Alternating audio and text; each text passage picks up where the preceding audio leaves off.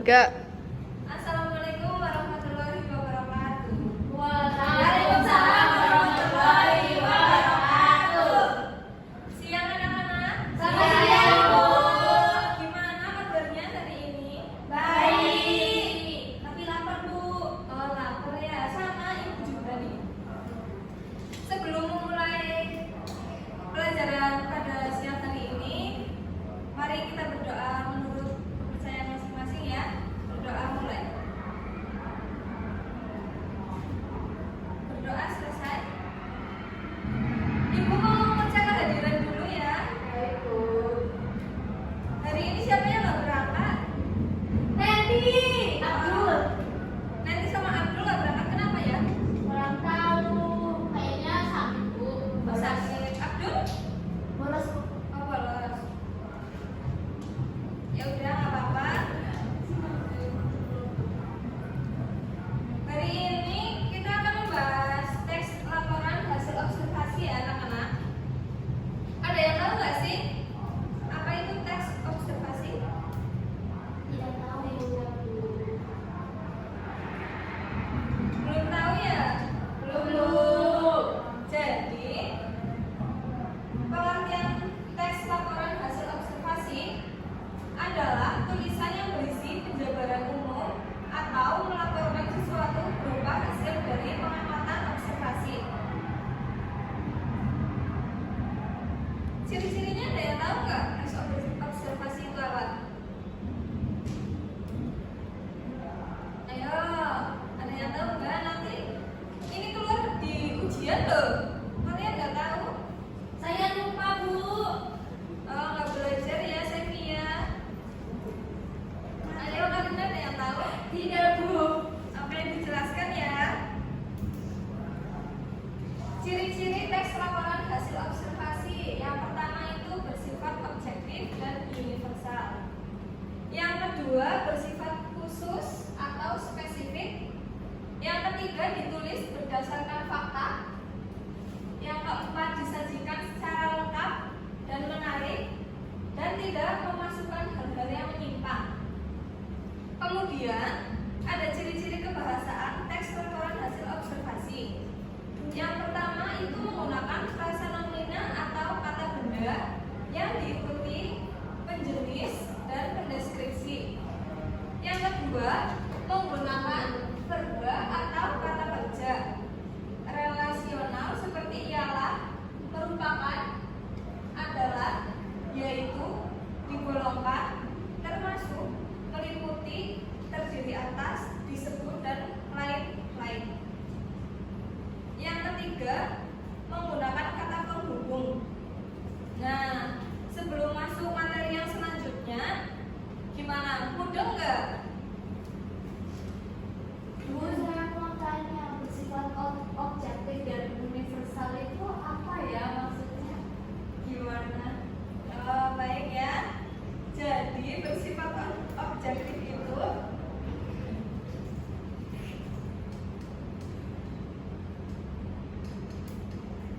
ini karena bertanya nomor 1 ya. Iya. Jadi bersifat objektif itu bersifat yang keadaannya sebenarnya tanpa dipengaruhi dari pendapat orang lain gitu loh. Nah, sedangkan yang satu lagi universal itu berlaku bagi semuanya tanpa ada pembeda, tanpa ada pembatas.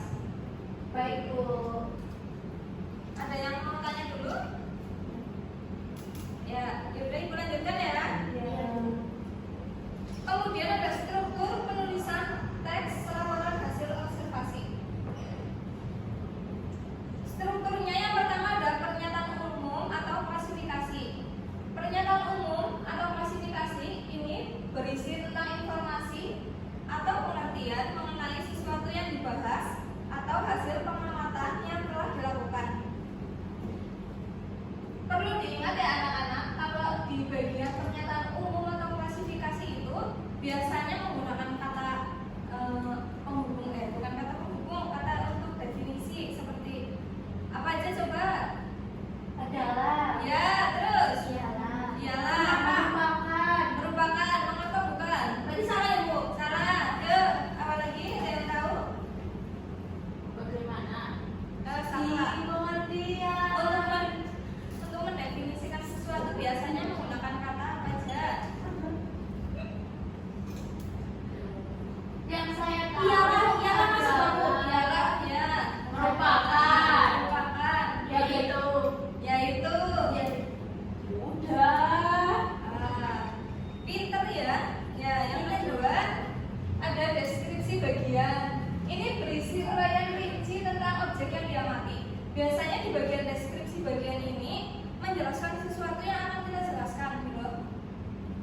Ibu akan contohkan ya. Yang ketiga ada kesimpulan atau penutup.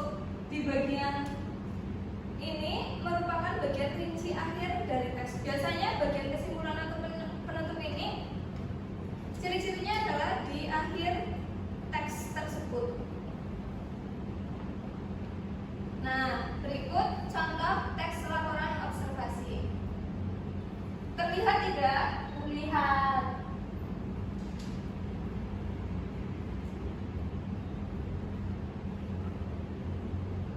Baik. Ibu mohon bantuannya ya. Tolong Fatia dibacakan paragraf pertama dan kedua.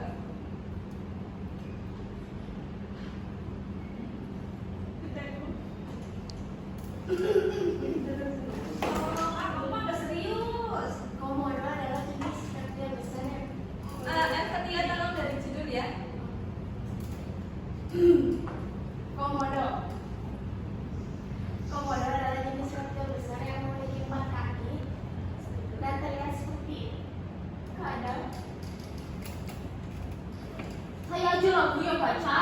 Ya, sering. Komodo. Komodo adalah jenis reptil besar yang memiliki 4 kaki dan terlibat seperti kadal. Bedanya, ukuran hewan ini sangat besar. Komodo merupakan hewan langka yang masuk dalam kategori dilindungi. Komodo telah dinyatakan sebagai hewan nasional negara tersebut. Sudah, Bu. Kemudian, Karina tolong bacakan 2, 3. Sekilas, komodo terlihat seperti biawak biasa.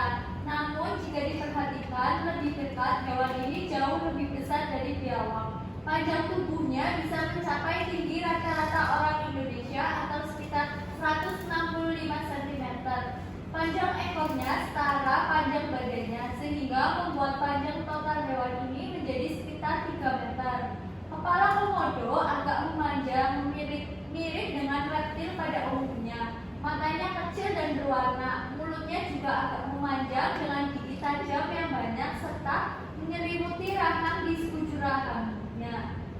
Lidahnya yang berwarna kuning serta menjulur keluar dan bercabang pada tepiannya. Sudah. Sevia, Iya, tolong Bu. diperhatikan dan dibaca semuanya. Ya, Bu. Bu, mau tanya emang Ibu udah pernah lihat biawak, Bu? Komodo. Oh, Ya, biawak. aku tidak pernah Ibu lagi ya. Biawak sih. Gimana? Komodo, Ibu kalau secara langsung belum ya, tapi ya sosial media kan sekarang mudah lah. Ayo, Sevia dibaca tolong. Yang mana, Bu? Semuanya. Kulitnya bersisi dan tampak keras, tapi memiliki pola yang indah. Warna kulitnya itu coklat kehitam-hitaman dengan sedikit hias kuning keemasan. Pada bagian leher terdapat lipatan-lipatan kulitnya yang bersisi. Lipatan tersebut ditemukan pula di bagian ketiak, depan, dan lipatan paha bagian belakang. Bagian punggung ekornya bersisik menyerupai gergaji dengan arah miring ke belakang. Cakar komodo sangat tajam dan menukik. Bentuknya mirip cakar burung elang. Warnanya hitam legam dan biasa digunakan untuk bertarung melawan mangsanya. Komodo boleh dibilang hewan yang menyeramkan, namun memiliki sisik yang indah dan bertubuh kekar dan gagah. Jadi, hewan ini merupakan satu di antara satwa nasional yang harus dipertahankan sebagai salah satu bukti nyata kekayaan negeri ini. Oke, baik. Terima kasih ya. Sama-sama, Bu. Nah, tadi kan kita membahas struktur penulisan teks laporan hasil observasi. Tadi Ibu sudah jelaskan dalam pernyataan umum atau klasifikasi berisi apa? Pengertian. Nah, coba kalian cari di teks ini bagian mana yang menyatakan pernyataan umum, deskripsi bagian, dan kesimpulan. Bagian pertama. Ayo satu-satu. Siapa yang mau tunjuk tangan? Ya, Fatia, ayo. Paragraf 1 itu isinya pernyataan umum. Kalau yang kedua itu biasanya maksudnya rincian, deskripsi. Kemudian yang paragraf terakhir itu isinya tentang kesimpulan atau penjelasan.